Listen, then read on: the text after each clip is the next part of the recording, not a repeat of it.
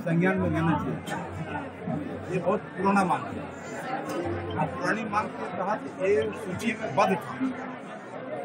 1950 के पहले सूचीबद्ध था, पूरी आदिवासी सूची में था। आज किन परिस्थिति से हटाया गया ये आप तमाम लोग भी जानते हैं। हम तमाम लोग जान रहे हैं कि क्यों हटाया गया उस सूची से।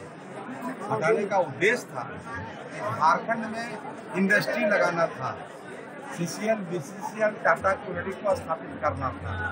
इसीलिए पूर्वी जाति का जमीन झारखंड में सबसे अधिक है जहाँ इंडस्ट्री है। उस जमीन को हासिल करने के लिए इसको CNT एक्ट से हटा करके, इसको SPT एक्ट से हटा करके हम लोग को CNT एक्ट में डाल दिया, क्योंकि ताकि ये लोग मांग नहीं करें। लेकिन दोनों का परिभाषा एक है।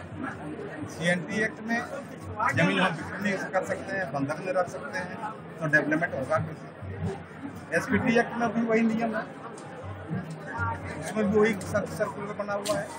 तो पूर्वी के जमीन को अगर अधिग्रहण करके इंडस्ट्री लगाया गया और आज पूर्वी को उससे ST सूची से हटा करके इसको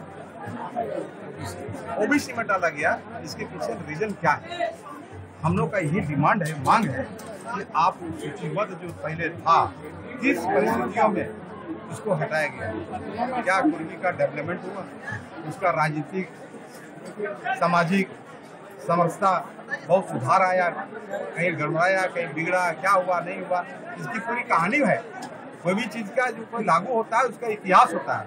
बिना सरकार बिना सोचे समझी कांग्रेस की सरकार के टाइम में इस तरह का खेल करके हम लोगों को आदिवासी सूची से हटा करके OBC सूची में डाला गया और OBC डालने के बाद भी हमको CNT एक्ट लगाया गया। आखिर क्यों? आदिवासी का भी कहानी वही है। SPT एक्ट में उसका भी जमीन नहीं बिक्री होता है, खरीद बिक्री नहीं होता है, तो कुर्मी का जमीन भी खरीद बिक्री नहीं होता है। क्या है इसका मतलब? दोनों एक था, आपने उसको हटाया जमीन अधिग्रहण करने के लिए। ये बहुत बड़ी साजिश के साथ ऐसा किया गया है। कुछ वार्ता चल रही है क्या? अभी तो वार्ता क्या करेगा? वार्ता तभी यहाँ के लोकल पदाधिकारी जो है DC हैं, DC तो हमको नहीं कर सकते हैं। DC हमारी आवाज को यहाँ से दिल्ली तक पहुँचा सकते हैं, राज्य सरकार में भेज सकते हैं। यही होता है समझौता, ये होता है मानवता। DC को पावर नहीं देने का जो मांग हमारा है का ये संवैधानिक मामला है और भारत सरकार का और राज्य सरकार दोनों का भी है। ठीक।